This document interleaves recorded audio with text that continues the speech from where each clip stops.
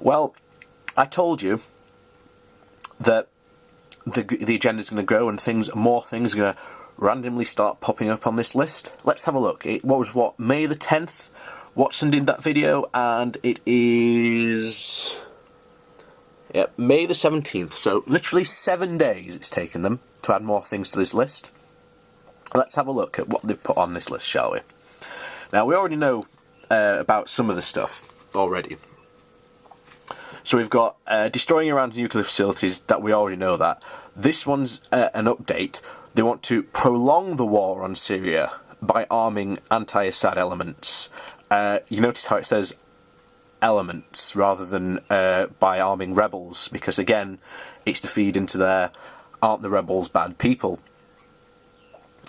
The next one is threat of global pandemic. We discussed that. Control of 3D printing. We discussed that. Internet control through cyber resilience. Again, we've discussed that. Establishing a Ministry of Truth. Again, we've discussed why that's a good idea. Smart cities for mass surveillance. Again, we've discussed that. That's not going to happen. This is a new one. Diffusing austerity, inducing social protests. You've already seen protests about austerity and how austerity is a bad idea. Trust me, in at least 2 or 3 years, the government's going to do a complete U-turn on its austerity drive, because it's a really bad idea. Like, say, the countries that aren't doing austerity are already having faster growth than the UK, and those that are doing austerity are having a lot slower growth. Prevent Britain from leaving the EU. Again, we've already discussed that. Propping up the euro to keep the eurozone intact. Again, that's one of the reasons why Britain didn't join in the euro. But if Europe collapses, it's going to be bad for the entire world economy, not just Europe.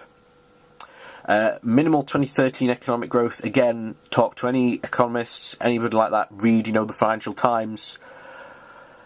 You'll see why we're having slow economic growth, partly due to austerity, and partly for other things as well.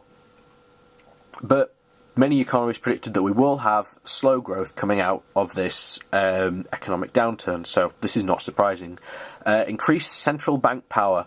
No one, from what I've seen, has been discussing this or anything like that. A central bank is completely different from a corporate bank. Again, it's a government-run organisation which basically controls the whole, economic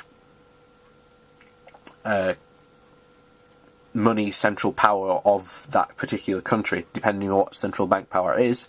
They all have various different powers throughout Europe, and quite frankly, the only thing the UK one can do is change interest rates. That's the only one it can do, because that's all it really needs to do. So giving it more power is kind of redundant. Again, no one gains anything out of having increased central bank power. Then this is quite funny, because this is one of the new ones. Transferring more wealth from ordinary people to corporations and super rich elites, and preventing a growing credit bubble from popping. People are always borrowing money. Bubbles like this come and go all the time, so it's nothing. But again, if you're up with current affairs or anything like that, then you'll know fully about this. So that's, again, as I've said, everything that comes onto these lists is current affairs or anything that conspiracy theorists want to panic people into. And again, transferring more wealth from ordinary people to corporations, super rich as elites. How are they going to do this? Again, conspiracy theorists don't have an answer for it. Again, it's completely ridiculous. And here's the other thing that I find funny, is apparently Bilderberg being recast as Googleberg, because apparently, Mark Zucker's attending. So, apparently he's now going to be on a list of Bilderberg insiders. So, more ridiculousness on the way.